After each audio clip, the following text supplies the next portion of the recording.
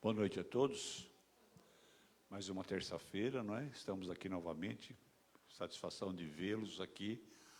É sempre uma coisa gostosa a gente rever a fisionomia de vocês e muitos novos que aparecem, né? Hoje eu gostaria de dizer para vocês, antes de nós começarmos, o seguinte.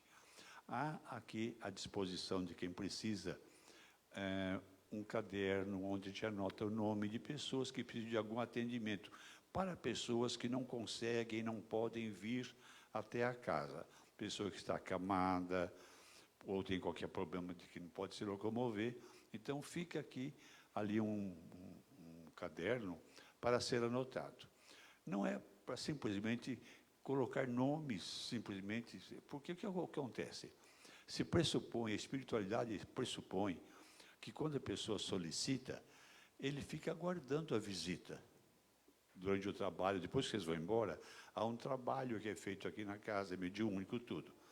E a espiritualidade dá esse atendimento para as pessoas que, porventura, não puderam vir. Então, é necessário que a pessoa que está em casa fique receptiva, quer dizer, ou fazendo uma leitura construtiva, uma leitura boa, assistindo alguma coisa saudável, não é? Porque quando a espiritualidade chega lá e encontra, às vezes, a pessoa completamente fora do prumo.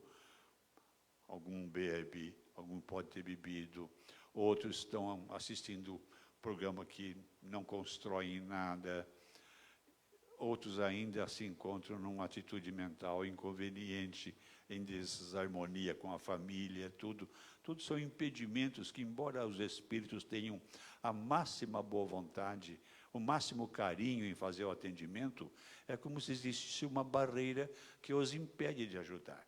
Então, as pessoas devem colocar os nomes lá das pessoas que realmente ficam aguardando essa visitação, porquanto aí realmente funciona e ajuda, tá? É isso que eu queria deixar, porque às vezes a pessoa acha que colocou o nome ali, é uma coisa meio milagrosa, sabe? Botou o nome lá, está resolvido. Não está. É necessário que haja essa recepção, essa expectativa de quem está aguardando a visita, ficar realmente nesse aguardo, essa visita lá na sua residência, porque não pode vir até aqui. Em podendo vir, vem até aqui. É muito agradável a gente estar aqui, e aí vem, toma o passe direitinho na sala de passes, o que beneficia bastante também. Muito bom. Feito esse aviso, quero que vocês entendam a razão pela qual eu estou dizendo isso, né? Não é restrição nenhuma. Se colocar nome, pode colocar nome, mas é o que eu estou explicando. A espiritualidade vai fazer a visita e acaba não tendo a receptividade, o acolhimento necessário para que funcione essa visitação. Hoje nós temos a oportunidade de ter a palestra que vai versar sobre um tema muito interessante. Fora da caridade não há salvação. E quem vai fazer a palestra é um grande amigo meu, conhecido de longa data, que é o Pita, que está toda terça-feira conosco, e hoje nós pedimos a ele para fazer essa preleção, para fazer a prece para nós. Mas a prece eu vou deixar por conta do Claudinei, para que ele faça, Claudinei, preparando o ambiente nosso, tá?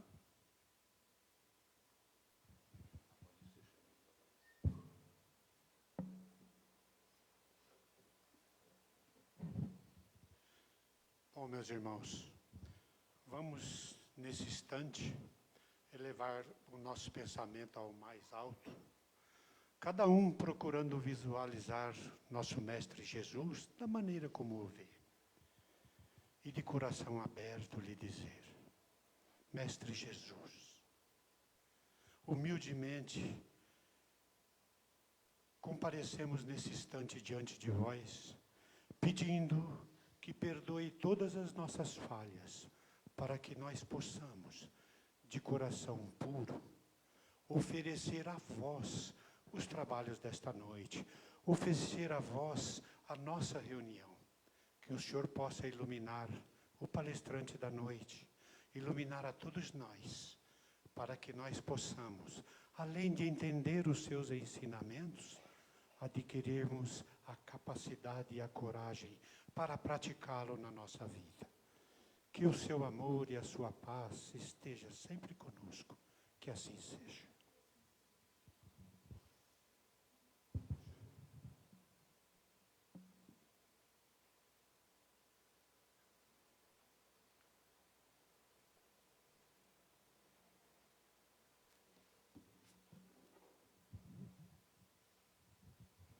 Boa noite.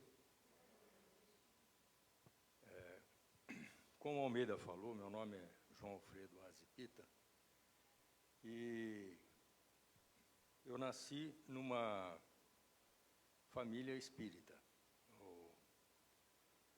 A minha mãe se tornou espírita pouco antes de se casar com meu pai, e o pai dela, meu avô, Alfredo Aze, não era espírita, mas era um cristão de primeira grandeza, pelo que eu soube dele, pelo que me falaram. E meu avô paterno era João Leão Pita, que se tornou espírita por volta de 1900. Ele era nascido na Ilha da Madeira em 1875, veio para o Brasil com 16 anos e se tornou espírita mais ou menos na virada do século. Então, além de eu ter nascido numa família espírita, meu pai também nasceu numa família espírita. Eu só queria dizer que isso não é mérito nenhum meu, porque nós sabemos pela doutrina que cada um é único e exclusivamente responsável pela sua evolução, pelos seus atos, pelos seus erros e pelos seus acertos, né? Bom, mas meus pais me informaram quando criança, né, que o meu nome era uma homenagem aos dois avós. Então, o João Leão Pita e o Alfredo Aze foram compostos para formar o meu nome. E eu, como criança, eu falei, puxa vida, foram tirar justo o leão, né? Podia ter deixado ali. Mas, no catecismo, eu aprendi que Jesus falou que os mansos herdarão a terra.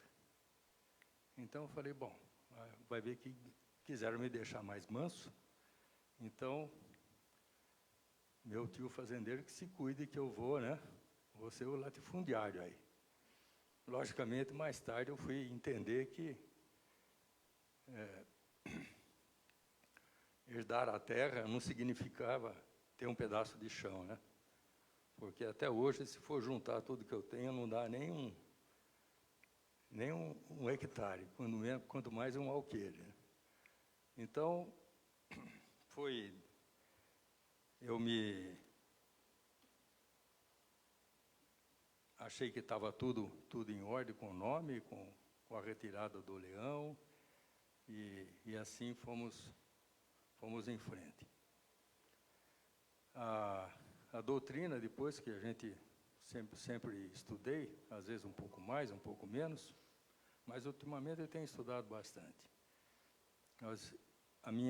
Meu entendimento é que esse herdar a terra significa, para mim, né, ter cumprido com a evolução que a gente consegue fazer dentro desse planeta nosso de provas e expiações. Então, para mim, isso é que é herdar a terra. E nós sabemos que a Terra está exatamente nessa fase de transição, né? Nós estamos saindo desse mundo de provas e expiação, e a Terra vai estar passando, está em transição já, segundo as informações do alto, para passar para um mundo de regeneração. Eu entendo que essas guerras, e principalmente essa pandemia que houve, a Covid-19 aí, que promoveu o desencarne de milhares de pessoas no mundo todo, né, fazem parte dessa transição. Esse meu avô paterno, em 1904, ele fundou em Piracicaba, aqui perto, né, o primeiro centro espírita da cidade, junto com, lógico, não foi sozinho, foi junto com várias pessoas, os correligionários dele lá. E eles designaram o nome desse centro espírita: Fora da Caridade não há salvação. Alguns anos atrás, eu recebi da minha irmã vários originais do do vô Pita, e de palestras que ele proferiu nesse estado inteiro e em vários outros estados do Brasil também. Ele fazia muitas palestras e artigos também que ele mandava para as revistas espíritas da época, o Clarim, Revista Internacional do Espiritismo. Ele era muito amigo do Kaibar Schutel. E o nome do meu irmão caçula, que já se encontra no Oriente Eterno, é Kaibar, em homenagem ao Kaibar Schutel. Bom, dentre essas palestras que eu recebi, eu encontrei uma com esse título. E foi por causa desse primeiro centro espírita que ele fundou lá, que eu resolvi pensar essa palestra. Então, o que eu vou apresentar aqui não é uma palestra minha, é uma palestra desse meu avô. Lógico que ele deve ter, infelizmente eu não tenho nem data nem local que ele apresentou isso, mas acredito que deve ter sido lá por volta de 1920, por aí. Então, essa palestra é a que eu recebi nos originais. A única coisa que eu fiz foi passar algumas palavras da ortografia daquela época para a nossa ortografia atual, e também algumas palavras que não é do vocabulário comum, e inclusive eu também não sabia bem o sentido, eu acabei colocando aqui qual é o significado dela. Então, de vez em quando, eu vou interromper e falar isso, devido até desconhecimento meu. Bom, então vamos começar aqui. Fora da caridade não há salvação. João Leão Pita. Todas as religiões pugnam pela salvação de seus fiéis, mas de que procuram salvá-los? Procuram salvá-los do inferno, e assim, até depois de mortos, estão ainda dizendo missas para tirá-los do purgatório. A outros, basta crer no sangue de Cristo para ficarem salvos. Esses que assim procedem não compreenderam o que disse o apóstolo Paulo. Ainda que eu falasse a língua dos homens e dos anjos e não tivesse caridade, seria como o metal que soa ou como o sino que tine. E ainda que tivesse o dom da profecia e conhecesse todos os mistérios e toda a ciência, e ainda que tivesse toda a fé ao ponto de transportar montanhas e não tivesse caridade, nada seria. Ainda que distribuísse toda a minha fortuna para sustento dos pobres e não tivesse caridade, de nada me aproveitaria. A caridade é sofredora, é benigna, a caridade não é invejosa, não trata com leviandade, não se ensoberbece, não trata com indecência, não busca os seus interesses, não se irrita, não suspeita mal, não folga com a injustiça, porém folga com a verdade. Tudo sofre, tudo crê, tudo espera, tudo suporta. A caridade nunca acaba, porém, ainda que haja línguas, cessarão. Ainda que haja profecias, serão aniquiladas. E ainda que haja ciência, será aniquilada. Vem o Espiritismo e ensina: fora da caridade não há salvação. Mas de que precisamos nos salvar? Precisamos nos salvar dos sofrimentos de toda qualidade. Sofremos porque erramos e por ver os outros errar. Quais os motivos que nos conduzem ao erro? Primeiro, a ignorância. Vem depois a gula, a intemperança, a concupiscência, que é a cobiça dos bens materiais, e o apreço dos prazeres sensuais. A luxúria, o orgulho, o ciúme, a inveja, a vaidade, o ódio, os desejos de vingança, a preguiça, o comodismo, a avareza, o egoísmo. todos estes inimigos da alma, unidos pela ignorância, formam os grilhões de que nos precisamos libertar e que só conseguiremos com a prática da caridade, como ensinou Paulo.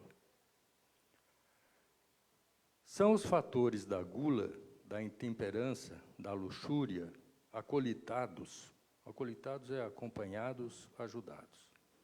Acolitados da embriaguez, do fumo e do jogo, os portadores das enfermidades do estômago, rins, fígado e intestinos, perturbando o sistema nervoso no seu equilíbrio de manter a vida.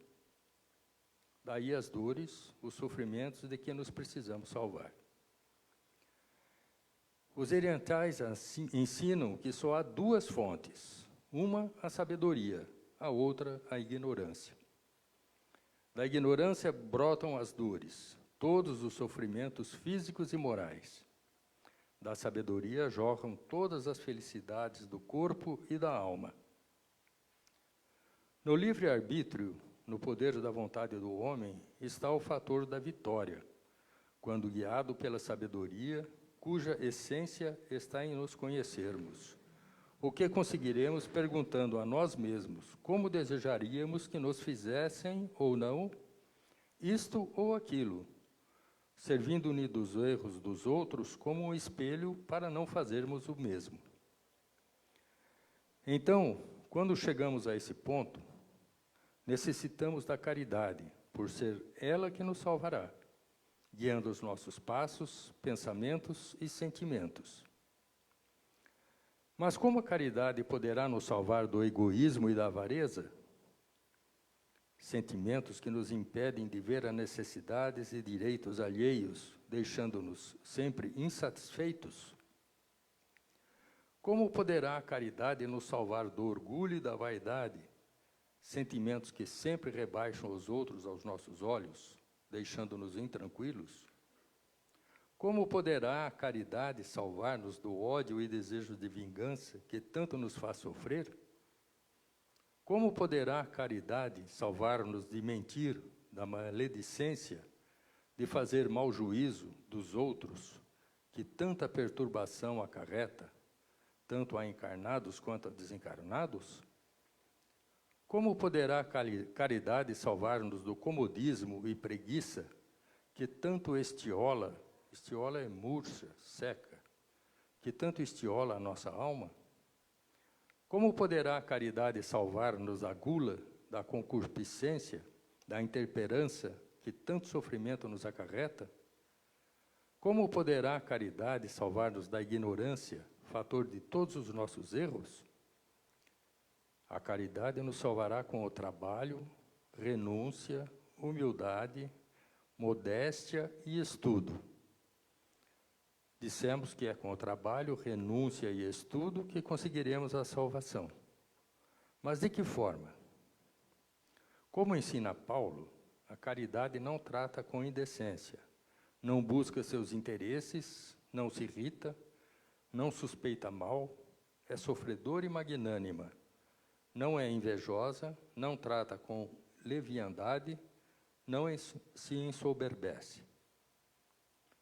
Para não tratarmos com indecência, é necessário ser delicado e atencioso, o que não é difícil quando se trata entre iguais. Mas o que é necessário é que essa conduta seja com todos, principalmente com aqueles que nos querem humilhar. É suportando a humilhação, não tirando represália, embora isso fosse fácil, é tratando o nosso contendor com delicadeza que venceremos o nosso orgulho. Vencendo o orgulho, nos salvamos do sofrimento e da intranquilidade que ele gerava. Logo, tratar com delicadeza foi caridade não para o contendor, mas para com nós mesmos. Para com ele foi cumprimento do dever. É assim que a caridade é sofredora, benigna, não se irrita e não suspeita mal. E em tudo isso está a renúncia do conceito elevado que de nós mesmos faríamos. Se assim não procedemos, continuaremos o sofrimento proveniente da nossa vaidade e orgulho, de nada valendo o cultivo intelectual e científico.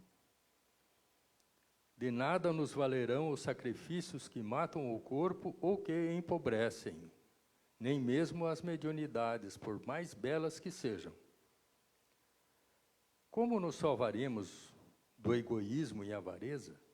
Logo dirão, pela caridade. Este nome tão suave, a maior parte das vezes, está sendo usado como capa para chuva e frio. E tudo isto por quê? Por falta de compreensão, por ignorância, embora hajam anéis e diplomas. Suponhamos uma criança órfã de pai e mãe. As tomamos para nosso lar, como filhos. Mandamos-las à escola e aos cursos superiores, tornando-se homens e mulheres portadores de um ou mais diplomas com os quais adquirem brilho e distinção na sociedade. Logo dizem, que grande caridade fulano fez àquelas crianças. Não eram seus filhos, tratou-os e educou-os como se o fossem. Como está enganado quem assim pensa? Nesta conduta houve caridade, mas não foi para com as crianças, mas sim para aquele que as recolheu e educou. Recolhendo-as e educando-as, salvou-se do comodismo, que amolece os espíritos. Salvou-se do indiferentismo, que arrefece a alma. Gastando com alimentação, vestuário e educação, salvou-se da avareza, do egoísmo e da usura. Logo, a caridade foi para ele. Essas crianças foram a oportunidade que se ofereceu para, através dela, renunciar ao apego às coisas materiais e gozar esse sentimento espiritual de ser feliz, nos felizes que fez.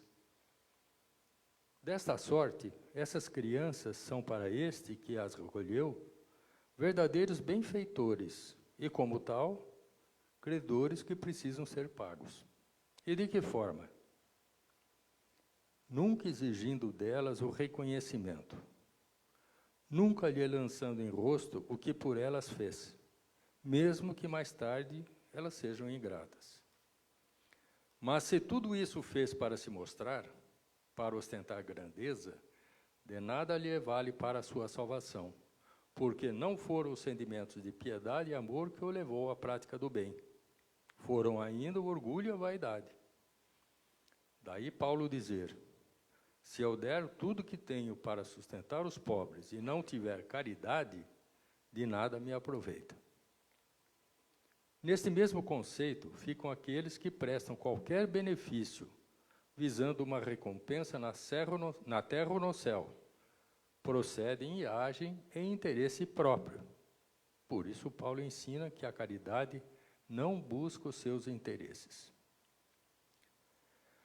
Como poderá a caridade salvar-nos do ódio e desejo de vingança? Ainda um exemplo para sermos compreendidos. Aqui ele coloca várias pessoas que ele chama pelos nomes de letras, A, B, C, D, E, certo? A odeia mortalmente a B, ao ponto de lançar em seu caminho todas as dificuldades imagináveis, correndo B perigo de vida, além de grandes prejuízos, não podendo B ter descanso.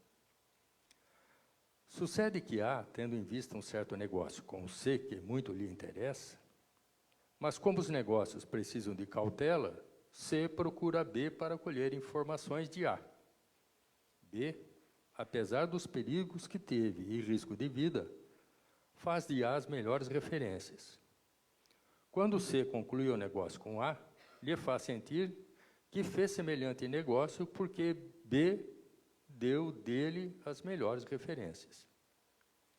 Mais tarde, A tem negócio com D, e este, em conversa com B, conta-lhe o negócio que tem com A. E é ainda B que o aconselha a fazer o negócio. Assim, D realiza o negócio com A, dizendo que B deu a ele ótimas informações e foi por elas que fez o negócio. A, com as referências de B, sente-se aniquilado em seu ódio. Passado algum tempo mais, A procura realizar certo negócio com E. Negócio esse que fará sua ruína se não realizar e sua independência se o concluir. E, que é amigo de B, consulta a tal respeito, e B não só dá boas informações, como até se prontifica para garantia, se necessidade houver. E fecha o negócio e informa a A que foi em virtude das informações de B que também se ofereceu para garantia da operação se houvesse necessidade, que o levou a realizar um negócio. A, cuja independência ou ruína dependia desse negócio, capacita-se do caminho errado em que andava na conduta com B. Sente-se diminuído diante daquele a quem odiava e tudo fazia para aniquilar. Quando por ele passa, sente-se envergonhado e não descansa enquanto com ele não faz a paz. Depois disto, dirão: que enorme caridade fez a A. B não fez caridade a A. B fez caridade a si mesmo. Fez o que queria que ele fizesse se estivessem em idênticas situações. Cumpriu com o seu dever. E cumprir com o dever não é fazer caridade. Caridade houve para com ele mesmo, pois assim se conduzindo, salvou-se da represália e dos perigos que a ignorância de A tantas vezes o colocou. Salvou-se de um inimigo, fazendo dele um reconhecido. Teve caridade para consigo, obedecendo a Paulo. Sofreu com resignação, foi benigno, não teve inveja, não se ensoberbeceu. A, forçado pela conduta de B, compreende o motivo por que Cristo ensinou: faze o bem a quem te faz o mal, e tem bons sentimentos para com aqueles que te perseguem e caluniam. Muito obrigado a todos. Essa é a palestra do João Leão Pita.